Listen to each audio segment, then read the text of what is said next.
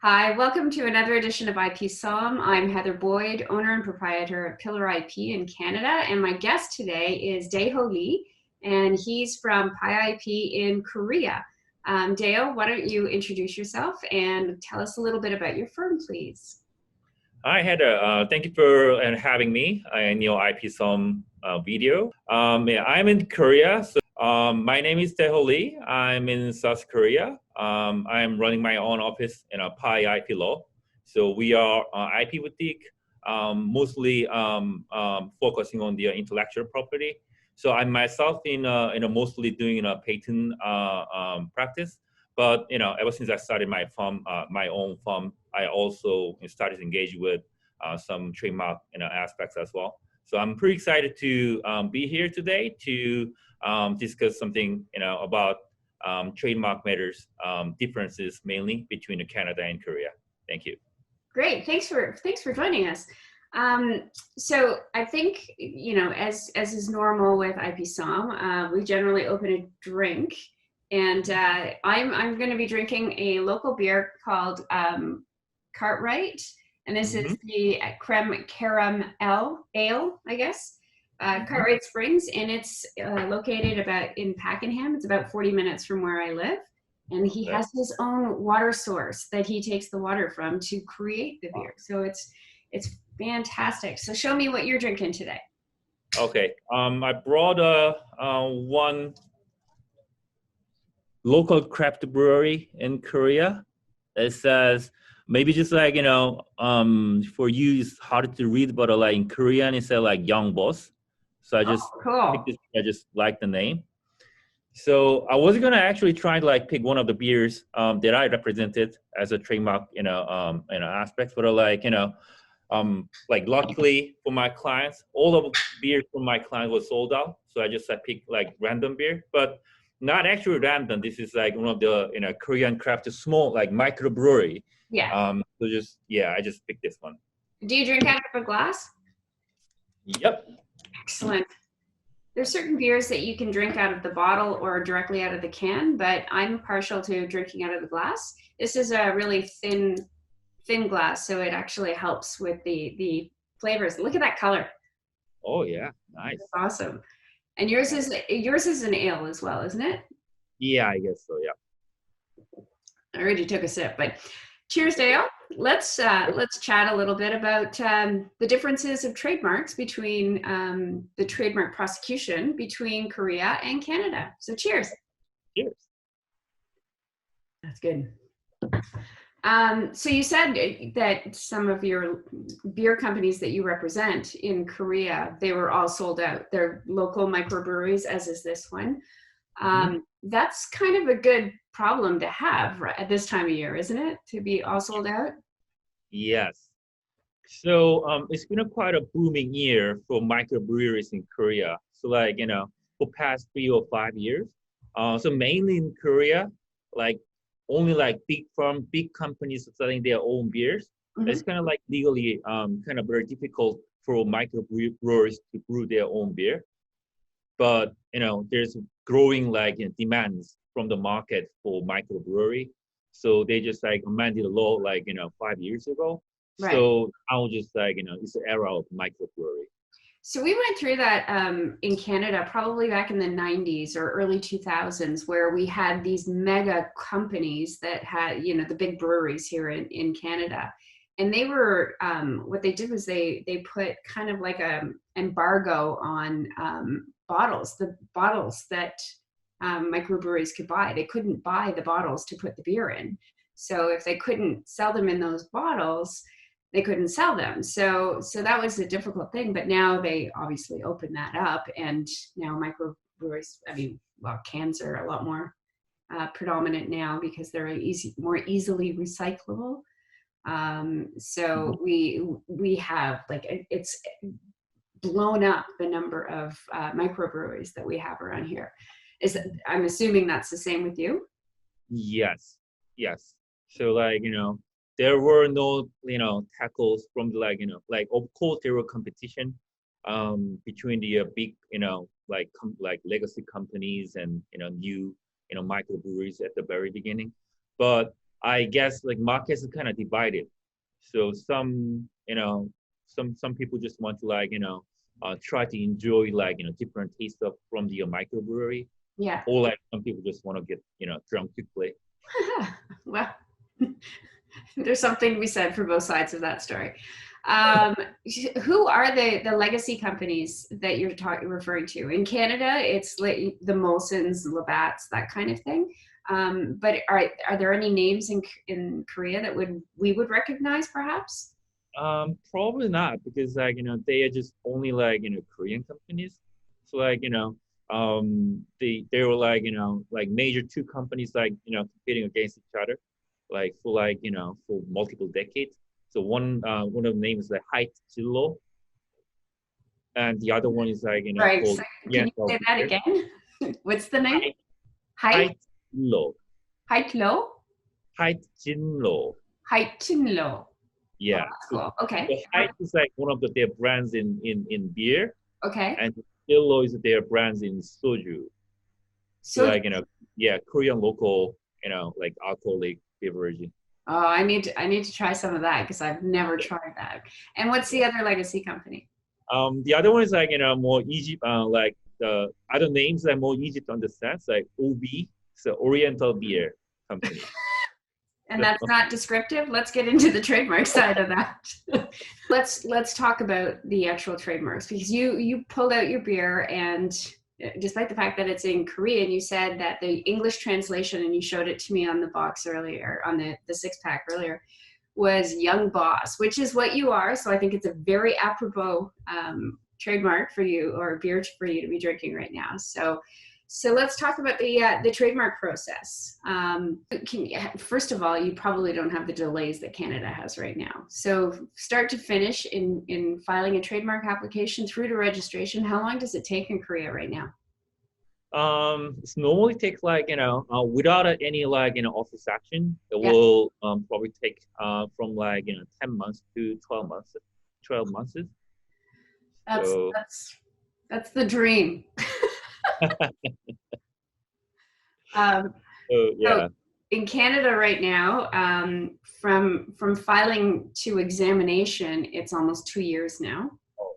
And then if you're running into any problems, or not problems, objections that are raised, or a third party intervention, it can be anywhere from 3 to 5 years total before you can get registration if you're able to overcome the objections. Is there So any expedited process for no, but prosecution? they are starting to consider it because there's been a huge amount of feedback to the trademarks office. If they are going to consider expedited examination, there's probably going to be a hefty fee that goes along with it, just to discourage everyone from asking for it. So, Oh. do you have expedited examination in Korea? Yes, we do have expedited process in Korea. So like, like if clients just want to take the expedited process, they have to like, provide like evidence that the like, clients are actually, the applicant is actually using the trademark Yeah. at the points of like, requesting the expedited examination. So or like, they can prove, like they can also like, provide evidence that like somebody is already infringing their trademarks. So like, Kuiper acknowledges any, imminent needs of like expedited process. Right. That will shorten the period into like, 4 to 6 months, roughly. Okay. Korea is a signatory to the Paris Convention, are they not? Yes, we are. So we can claim priority from a Canadian application if we're filing in Korea, as long as it's filed within 6 months of the Canadian filing date, and vice Sure. versa. Are you required to use your trademark prior to getting registration in Korea now? Nope. So like Korea and as for like trademark system, Korea is like, is aligned to like, first to file system. Okay. So not to first use. So like, anyone who was like, who is using or willing to use the trademarks, or like even without any providing any evidence to like, or even without any submission of like, intent to use or form or whatever, they can just like file a trademark. So we changed. I'm not sure if you're aware, our legislation changed completely in June of 2019, where we became signatories to the Madrid Protocol and the Singapore Treaty, so that we could file international and be designated states within the international registration system. In doing so, the legislation changed so that we were no longer required to use the trademark in Canada prior to obtaining registration. But in order to maintain registration, you have to use it or it becomes vulnerable to cancellation. I'm sure that's a universal thing as well. Is it not in Korea? Yeah. And yes, that's the same in Korea. So like, in order to just like, to maintain your registration, you have to use it. So like, you have not used your trademark for like more than 3 years, your trademark will be vulnerable to against like, non-use cancellation trial. So that's the same in Korea as well. And is there a time frame from registration before you can commence cancellation proceedings? Is it that 3-year period? 3-year periods. Okay. So why don't you walk me through a little bit of what's a registrable trademark in Korea? So in Korea, like like just like every other countries, like like as the universal rule, like your mark has to be distinctive and does not overlap with like prior use like prior like trademark or like prior like existing famous trademarks, and that is like main two requirements for your trademark to be able to be registered in Korea. So in terms of like if you just like back into the like craft breweries, like there's a lot of like debates on like, because like in Korea, quite interestingly, they craft brewers try to like try to monopolize like use of like the famous like a geographical name. So like there's been a lot of like attempts by the craft breweries like file a trademark for like some named after some famous mountains in Korea. Okay. Or famous islands in Korea, because like as you like emphasize on your like beer you brought today, so like it is very important for like in terms of quality of beer. I mean the water, like quality of water is like quite important, right? Right. Like famous geographical indication, it kind of like implies that they're like their beers kind of originate from or like manufactured from the like by using waters or like waters from like that famous geographical indication. Right. So there's like quite a big debates whether like Korean IP office should just like allow them to just register that kind of like trademark. But apparently like for these days like Korean IP office set up their stance that they're like that's not allowed to do. So like by just like only registrable if only just they having their own brand name with geographical indication. So Okay. that's really like normal in other countries, I guess. So it's similar in Canada. We have four primary criteria that it cannot be to be registrable. So it's primarily merely a name or surname of an individual living or deceased within the last 30 years, which is becoming really difficult because some people, they're entitled to use their names as trademarks, but they may not be able to get them registrable. That it can't be clearly descriptive or deceptively misdescriptive in English or French of the character or quality of the goods and services or the people performing those services, those kind of things, which also includes the geographic indication in that respect. It can't be the name of the goods or services in any other language, and it can't be confusing with an already registered or applied for trademark. So in that respect, it's like a first to file. But when you're doing oppositions and whatnot, Canada still is maintained as a first to use country, just like in the US. So there's a little bit of discrepancies there, but it's sounding like they're very similar. Canada just started, as of June 2019, examining for a distinctiveness as well. So can you talk to me a little bit about how your trademarks are examined for distinctiveness? So in Korea, there's there are main 6 examples of non-distinctive mark. Okay.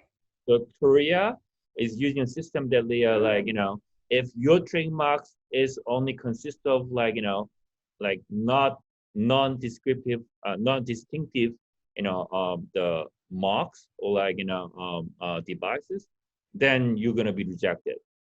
So examples of 6 main criteria for non-distinctive mark is pretty much same or similar to what other countries use. So Okay. your mark has shall not only describe a geographical indication of the products, or your mark does show have more than some famous surname Okay. of live individual or famous individual who lived before. So that's quite a normal in Korea. Or your mark has to have something other than just the regular names of the products. So in order to get your trademark registered in Korea, so your trademark has something other than um, those 6 examples of non-distinctive mark regulated by the Korean trademark law. So is your examination process subjective? And by that, I mean, is the examiner looking at it going, oh, today I feel like this is, somebody's name, or it's descriptive or suggestive of the goods or services, so I'm going to throw an objection in there. That's what I mean by subjective. Is it a subjective examination that they're doing? I mean, Kuiper is always saying that they are not, but it can, But you think they are. And yeah. just for people out there, KAIPO stands for the Korean Intellectual Property Office. I just wanted to put that out there for them. So we're getting objections now because they're all of a sudden they're examining for distinctiveness, and distinctiveness means that a trademark is actually distinguishes or is capable of distinguishing the goods and services of one from the goods and services of another. Now that can be a subjective test if there are other elements that are attached to the trademark that are not, if you're looking at 2 non-identical trademarks. Mm-hmm. So our examiners are now doing Google searches because that seems legit, right?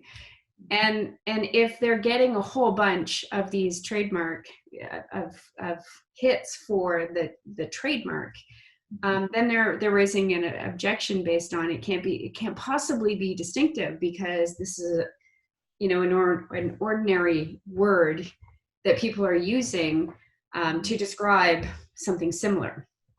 Is that the same case? Is that how they're examining them in Korea as well? Yeah, I mean, just in terms of more actively using internet to search on to in order to decide whether mark is distinctive or not, is also quite a common practice in Korea. In order to just overcome rejection reasons for for regarding the distinctiveness, we try to just one of the way of we are using is trying to providing some evidence to the examiner that if the mark is already used by their clients and they are recognized by their market, we just use those kind of evidence to convince that they are well acknowledged by the market because it is indeed distinctive. My next question for you is whether your office examines in terms of, because we've got this nice little thing that says it can't be an offensive mark. Do the examiners examine for offensiveness, or it puts a moral stamp on your trademark, right? Yes, we do. Okay. Yeah. Rule in Korea for prohibiting the sort of an offensive mark from being registered. Okay. And what do they consider offensive? Because so much can be seen now on TV and in the internet or whatever. So that's a subjective test as well. Right, right. It's get very subjective and just like, we have to rely on like, um, each examiner's discretion. So like, but um in terms of like, it is like actually in the practice, like, there's not many examples of trademark application being rejected by the like, being offensive. Okay. Like, I guess it's, at least in Korea, like there's not a lot of attempts to try to register like offensive mark in Korea. But there are some like, prison case that you're like, obviously that is some sort of like, some like offensive word or like, they just like, mark is like, representing some like, offensive ideas and something that has to be like, rejected. Like we do have like, prison cases, Hmm. but not that many in actual practice. Do you have trademarks that are registered? I'm assuming that Korea obviously has Korean swear words or curse words or whatever. Hmm. Are there any trademarks that comprise those curse words that are registered in Korea? You mean the like, Korean curse words Yeah. registered in Korea? Not that I know of. Okay. So like, yeah, quite in that aspect, the Korean exam is quite strict. Okay. Yeah. So they've set that bar. Yeah. What about cannabis related goods and services? Are they allowed now in Korea? Not No. yet, eh? Are you waiting for that? So in Korea, it's like stance on like legal stance of cannabis is quite strict. I mean, just like and also even just like the way people think about cannabis is like they consider it as the same as other like drugs.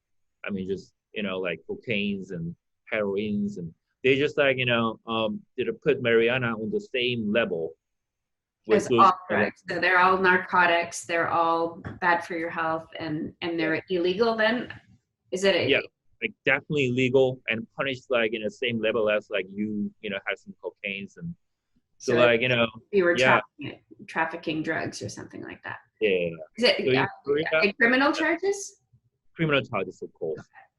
Yeah. So So in Korea, like if you're just a rap star, you just like smoke some pot, your career is then. oh, okay. So no smoking over in Korea. No smoking, no just selling, just like absolutely just not touching at all. So why don't you just before we finish off? I Hmm. haven't seen you be drinking, but I have the whole time. So look, you. Oh no, you have been drinking. Yay.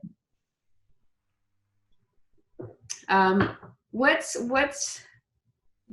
the most prolific type of IP that's working its way through Korea right now? If you're seeing more patents, trademarks, industrial designs related to a specific industry, what would they be? Korea is like kind of now just like experiencing booming era of a startup. So main two areas like bio and artificial intelligence and computer science. Okay. So that's those two like main areas like um Korean startups are like aiming to. Okay. So like with relate to that, a lot of like patent applications filed in Korea and also like from Korea to overseas as well. Right. So like for example, like our firm is like kind of you know like kind of focusing on the like computer science. So for this year, 2020, we kind of experienced like bit of decrease in terms of like cases from overseas, but we just kind of managed to like cover up by filing number from like from the domestic clients, Oh, okay, good. mainly from the computer science and artificial intelligence area. Oh, that's exciting.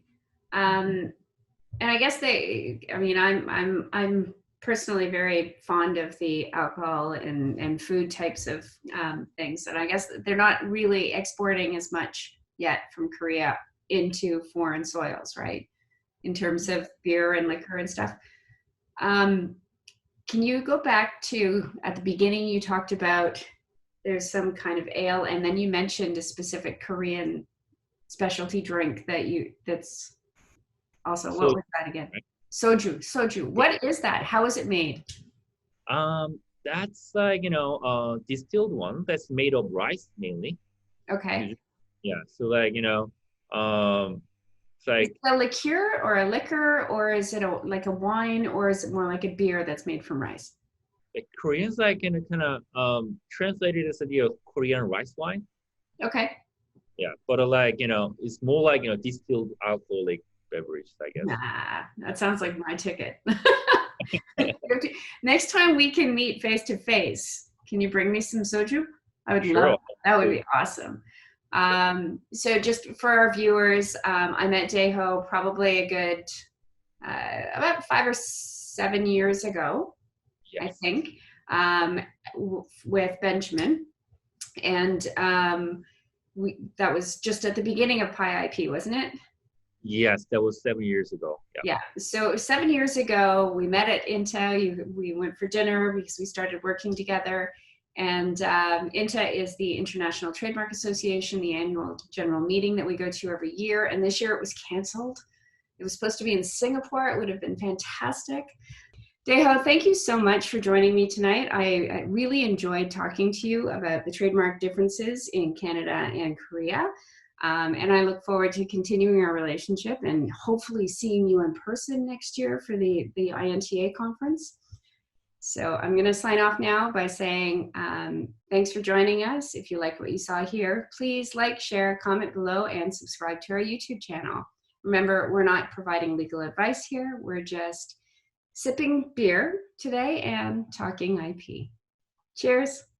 Cheers.